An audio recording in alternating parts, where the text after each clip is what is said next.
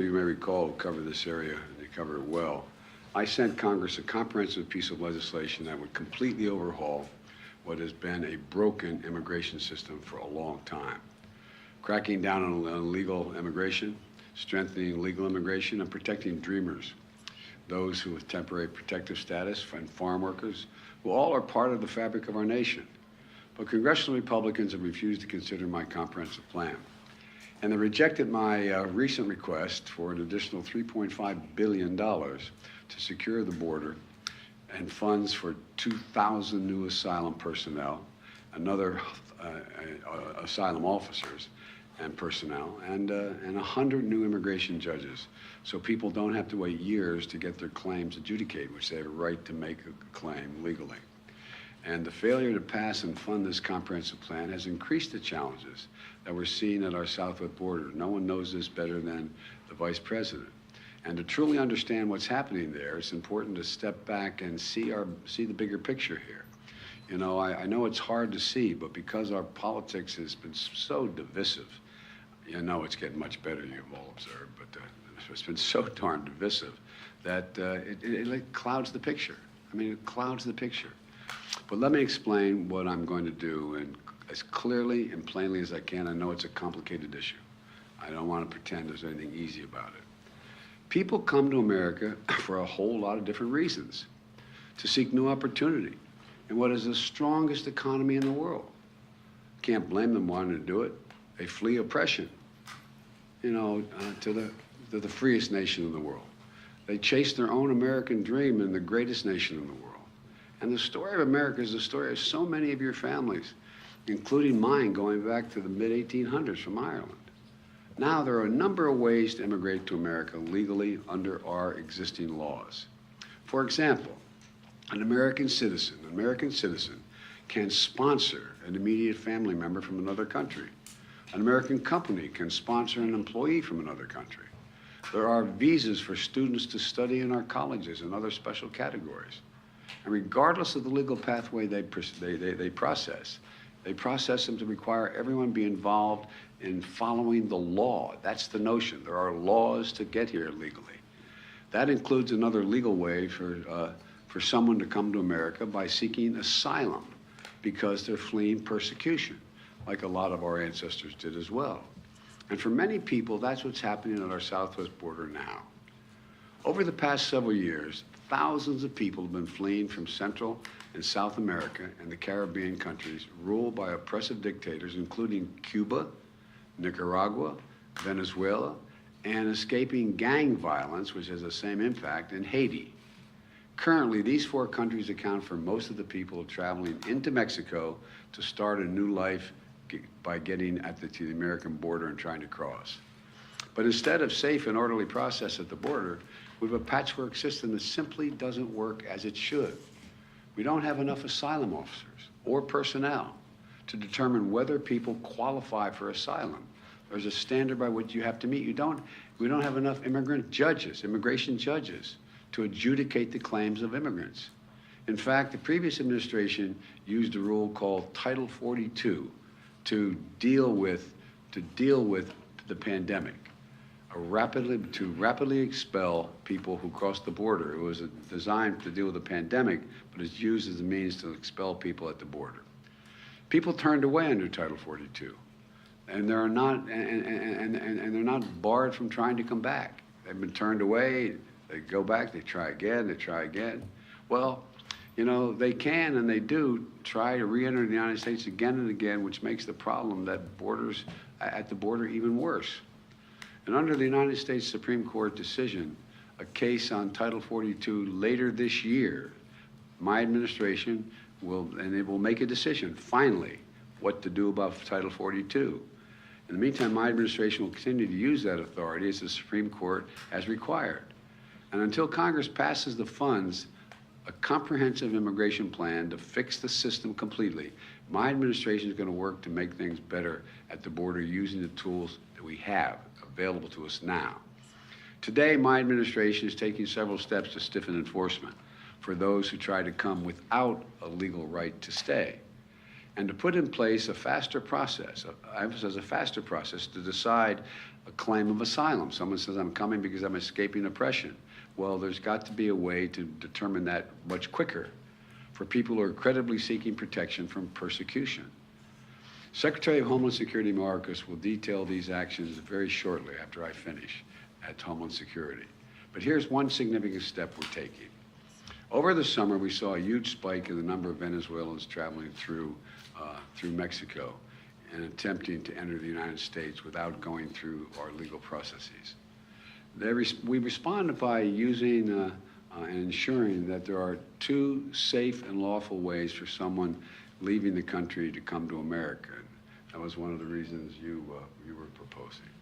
First, if they're seeking asylum, they can use an app on their cell phone called CBP1, O-N-E, CBP1, O-N-E. That's to spell it out, not the number one. To schedule an appointment at a port of entry and make their asylum claim there without crossing the border unlawfully and have a decision determined by an asylum officer, do they qualify? Second, in October, we worked with the Mexican government to launch a new parole program. There's another program called, you all know it, but the public may not, called the parole program that immediately showed results by reducing the number of people crossing the border unlawfully.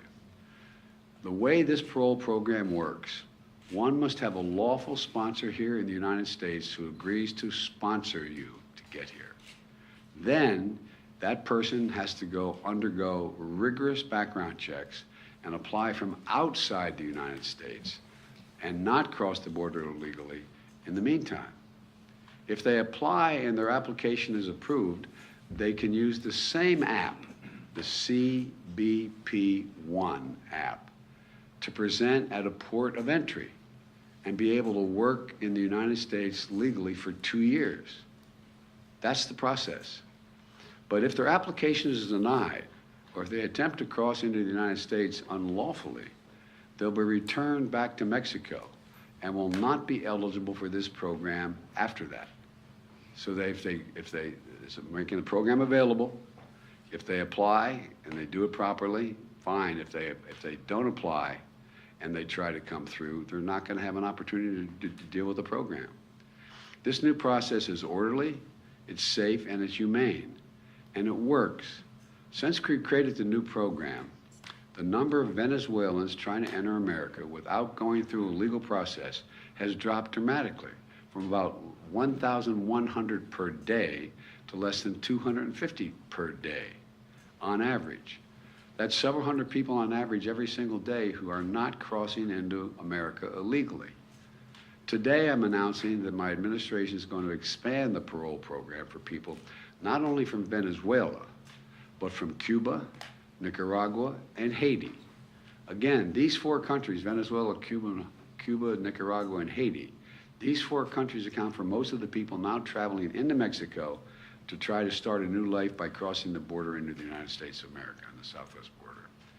We anticipate this action is going to substantially reduce the number of people attempting to cross our southwest border without going through a legal process.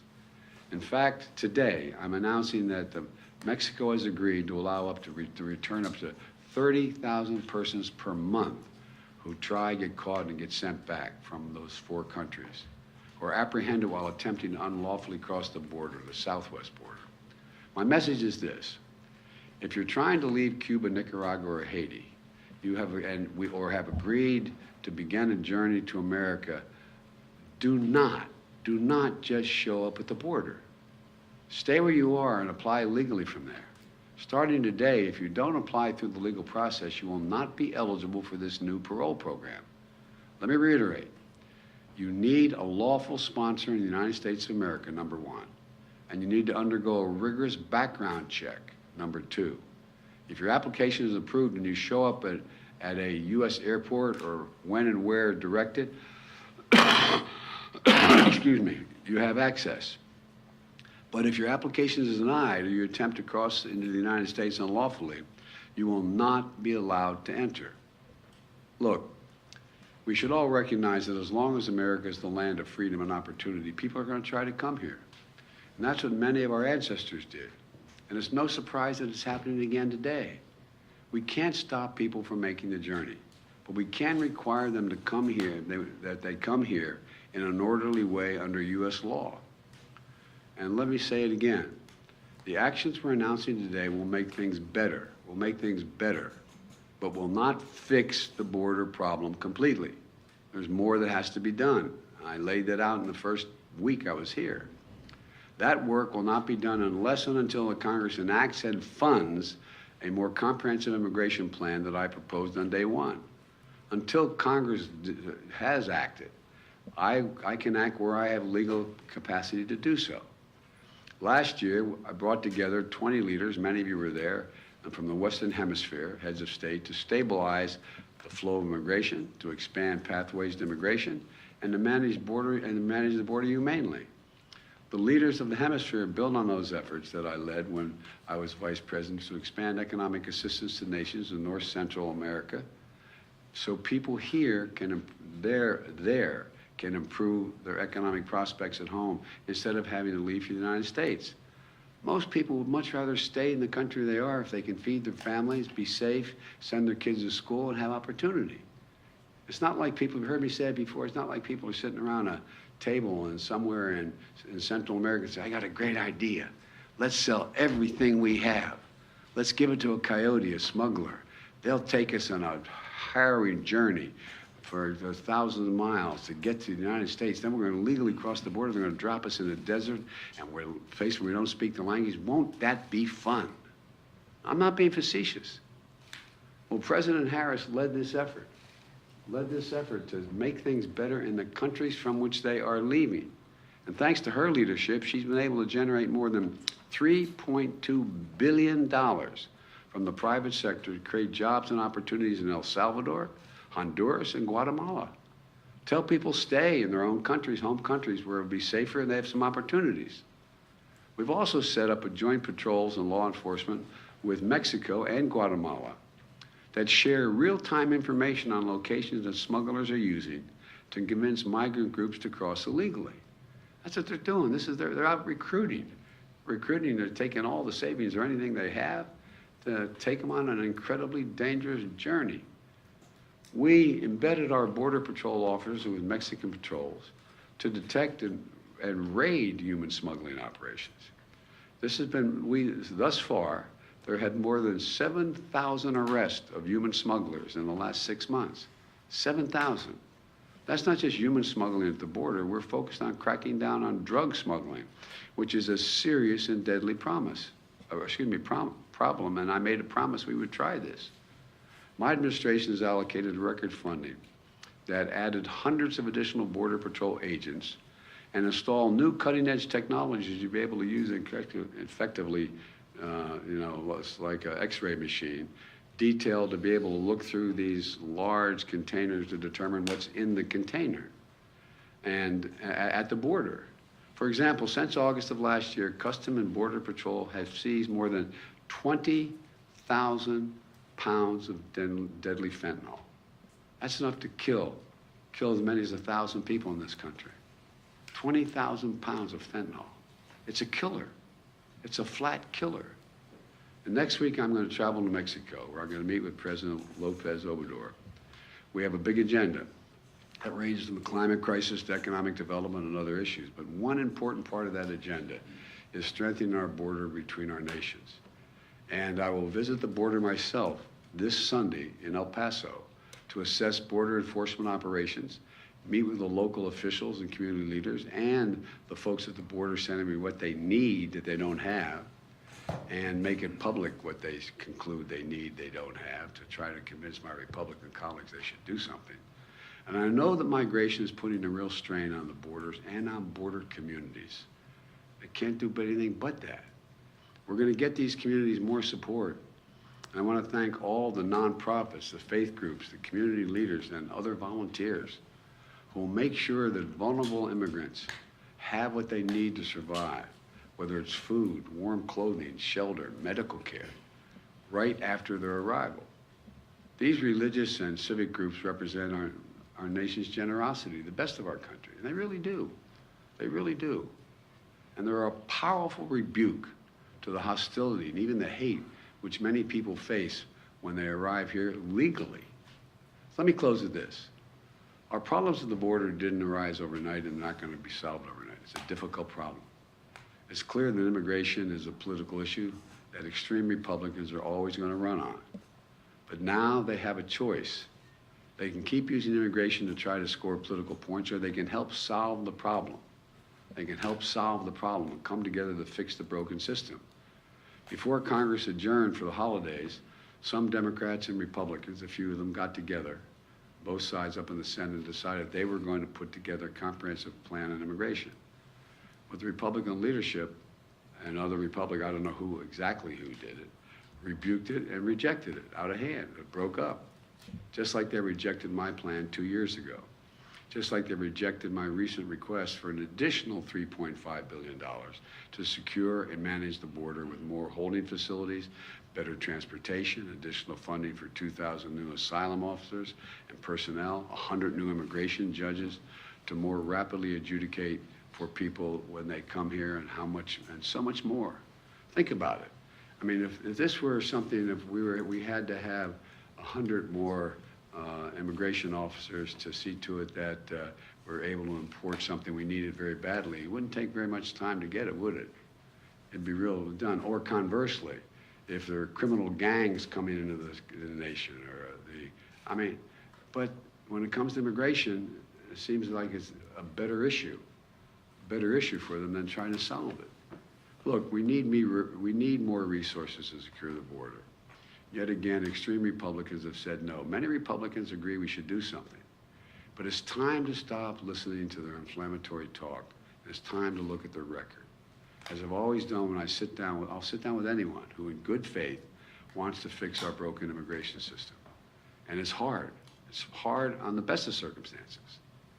But if the most extreme Republicans continue to demagogue this issue and reject solutions, I'm left with only one choice: to act on my own, do as much as I can on my own to try to change the atmosphere. Immigration reform used to be a bipartisan issue. We can make it that way again. It's not only the right thing to do, it's economically a smart thing to do. That's why immigration reform is supported by everyone. Think of this now. I want to remind the public. Immigration reform is supported by the American labor movement, unions. It's supported by religious leaders. It's supported by the U.S. Chamber of Commerce. We can secure our border, fix the immigration system to be orderly, fair, safe, and humane. We can do all this while keeping lit the torch of liberty that has led generations of immigrants to America. Many of our forebears, many of yours. We can do this by remembering who we are. You've heard me say this a million times. We're the United States of America. The idea this is beyond our capacity, I just don't buy. We can do anything if we do it together. And you've heard me say it also many times. God bless you all. May God protect our troops. I'm going to stop here, and in a few minutes, literally a few minutes, Secretary Mayorkas and I have been coordinating. He's going to be speaking in much greater detail. We'll take questions at the Department of Homeland Security headquarters.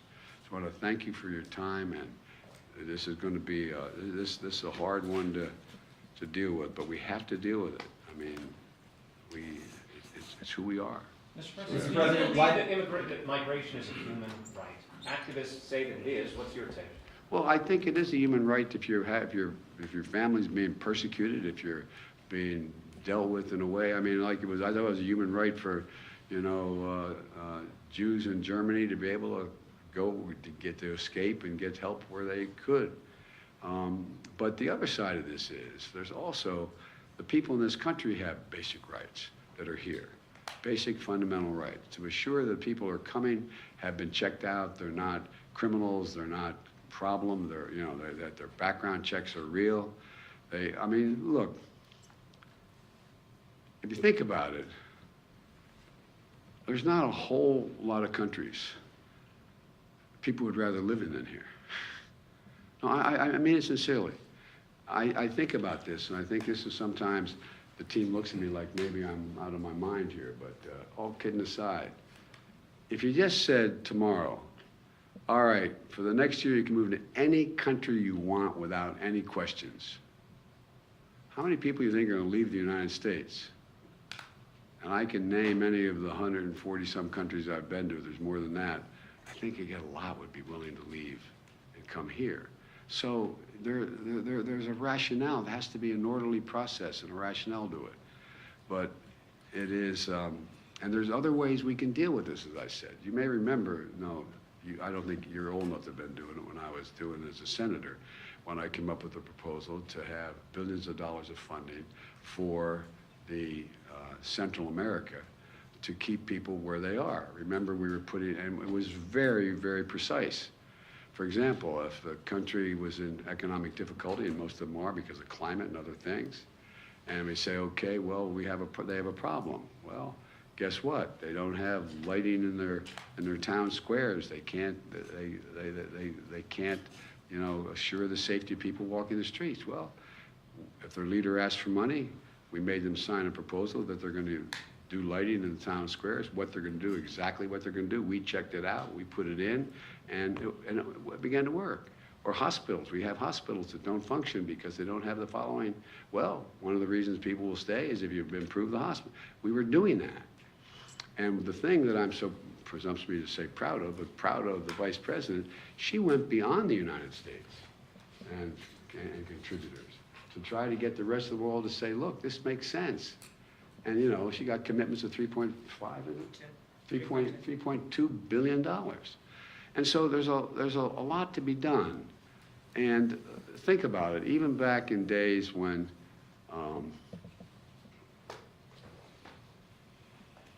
it's so easy to demagogue this issue. It's so easy to demagogue it. And you hear, a number of our friends, the MAGA Republicans, talking about, they don't even want me speaking English anymore. They want me speaking da-da-da. They're gonna take over my community, my name, they, whoever they are at the time. Well, that's what a lot of folks went through when they got here, going all the way back to the 1800s. It's not new. It's part of it's human nature and fear, but there's got to be an orderly way. And I know we can make it much, much better. Mr. President, why did you decide that now is finally the right time to visit the southern border? Republicans have been calling on you to do this since the beginning. Because Republicans haven't been serious about this at all. Come on. They haven't been serious about this at all. I wanted to make sure that I knew what the outcome, at least the near outcome, was on Title 42 before I went down. We don't have that yet, so I had to operate. I don't like Title 42. But it's the law now. I have to operate within it. My prediction is, it's nothing particularly insightful about this, Title 42 is going to go away before the end of the year in terms of the Supreme Court, my prediction. And then we're going to have to use Title 8. 8, right? Am I right? Yeah, Title 8. 8, 9. And which we can implement what we're doing here, plus some other things. But so I wanted to make sure there was a rational way in which we could begin to announce it. But I couldn't wait once the Supreme Court ruled that they're not going to make the final decision on Title 42 for some time, for another, who knows, probably not till June, in that range. Oh, I don't know that for a fact, to be able to lay this out. But look, Mayorkas is waiting to impress you all. All kidding aside. How about Ukraine? How about Ukraine, sir? Are you concerned about the fact that requiring an airline to get prejudice or sort of lean it toward wealthier migrants and yes. make it harder for poorer migrants? Yeah, but there's also ways to get to ports of entry along the border as well. I'm sorry. Okay. So the ceasefire proposed by President Putin in Ukraine for the Orthodox Christmas on January 6th, 7th, have you heard about that? Do you have a reaction to whether it's... I'm reluctant to respond to anything Putin says. I found it interesting. He was ready to bomb hospitals and nurseries and churches, and on the 25th and New Year's, and I mean, I think he's trying to find some oxygen. Thank you so Sir, far. are you still monitoring the speaker's race? Are you still watching the speaker's race? I'm following with great. How can I say it? Attention. Attention. Mr. President, have you decided? Thank you very much. Thank you.